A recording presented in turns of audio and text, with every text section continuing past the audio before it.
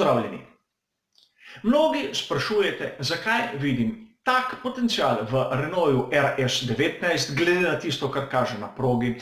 In seveda, kje vidim tiste skrivne točke, skrivne adute, da ga celo na papirju stavim kot bolj zanimivega, kot naprimer McLaren MCL34 in mnoge druge bolide.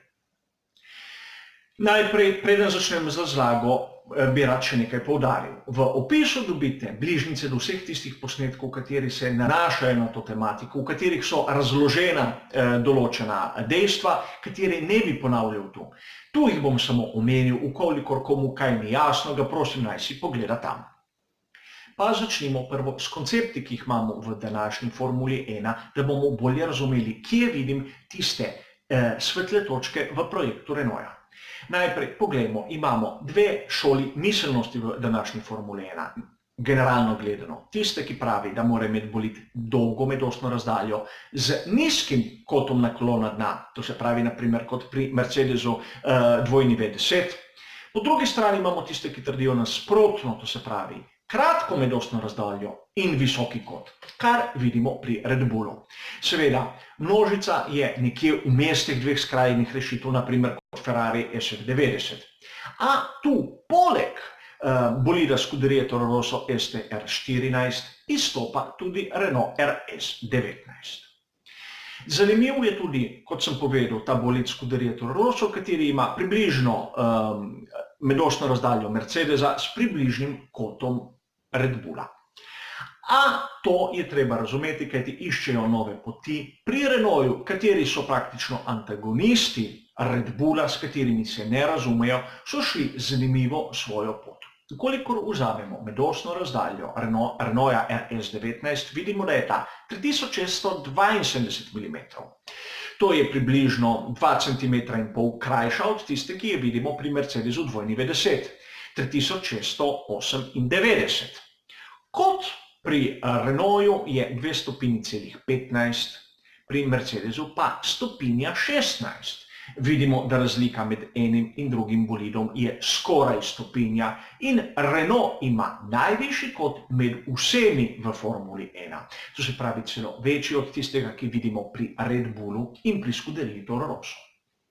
Že to pomeni, da so pri Renaultu šli nek svoj koncept, svoje videnje, svojo vizijo, kako bojo dobili tisti talni efekt, da bojo imeli toliko oprijema, da bojo najhitrejši v ovinkih, seveda po njihovih izračunih. A druga zanimivost, zakaj tudi primerjava naprimer z McLarenom, je ta, kako vidimo tisti aerodinamični paket iznad bolida, tisto, kar je vidno našim očem. Če pogledamo lanski in letošnji model Renault, vidimo, da je v bistvu generalno gledano evolucija ideje. Klasična oblika nosa, ki smo jo videli pri mnogih ekipah, brez kakšnih komplikacij, za razliko od McLarena, kateri je začel v lanski sezoni s podobnim konceptom, a zaradi napake na bolidu, to se pravi baje pozicije tistega prednjega kolesa, so iskali take radikalne rešitve v različicah, ki smo jih videli v celi drugi polovici lanske sezone. Letos so tisti koncept ohranili, ampak koncept nosa, ki je izjemno kompliciran. Pri Renaultu so ostali na enostavni rešitvi, katera deluje. Videli smo tudi pri Racing Pointu, kateri se je po mnogih letih vrnil na to enostavno obliko. Zdaljšali so medosno razdaljo. Bolid je postal na oko bolj skladen, tisti prelomi so manjši, ampak Renault ima tu, za razliko naprimer od McLarena, ki sem povedal, primerjam jih zaradi enakega pogonskega sklopa, še nekaj zanimivih prednosti. Prva je oblika teh bočnih struktur. Naprimer, če primerjamo, da imata enak pogonski sklop, je zanimivo, kako pri Renaultu imajo zelo izklesane te bočne strukture v obliki črke V. Zelo podobni so tu s tistim, ki vidimo na že citiranemu bolidu Scuderia Toro Rosso. Močno noter spodnji del je izdolben, čeprav ima velike reže, velike hladilne reže in bom rekel, ta pokrov pogonskega sklopa je izjemno minimalističen, če se lahko tako izrazim. Tudi če pogledamo, kako plavut ima na tem zadnjem delu nad R-skopom. Vidimo, kako zelo so se stlačili noter pod ta pokrom pogonskega sklopa. In prav tu verjetno tiči tista glavna težava tega bolida. Namreč, če gledamo njegovo mehansko nezanesljivost, takrat, ko je pogonski sklop odpovedal, vidimo, da dostikrat je mogoče vzrok za te težave prav premalo hlajenja. Premalo hlajenja zato, ker so naredili premalo zračnega pretoka. Mogoče to zaradi aerodinamike, a vseeno videli smo izjemno slabo zanesljivost skozi celo sezono bolida RS19. Vsekakor, meni osebno, in to je moje videnje, so bolj všeč bolidi, ki so aerodinamično bolj enostavni, kot tisti, ki so komplicirani. In priznam, tu sem pristranski. Ne gledam toliko, kako je pobarvan določen bolid, gledam na to, kako izgleda njegova oblika. In priznam, take oblike, naprimer prednjega dela, kot jih vidim pri McLarenu oziroma pri Alfa Romeo Racing, mi niso tako povšeč kot tisto, kar vidim naprimer pri Renaultu oziroma pri Mercedesu na drugi strani. Če primerjamo že precitiran McLaren MCL34 s Ferrarijem SF90, vidimo, da ima ta slučajno podobno medosno razdaljo, pa ta kot naklona. Da smo bolj točni, McLaren ga ima 3648, Ferrari 3653, 5 mm razlike. Razlika v kotu je tudi minimalna. Pri McLarenu stopinja 67, pri Ferrariju stopinja 64, tudi malenkostna.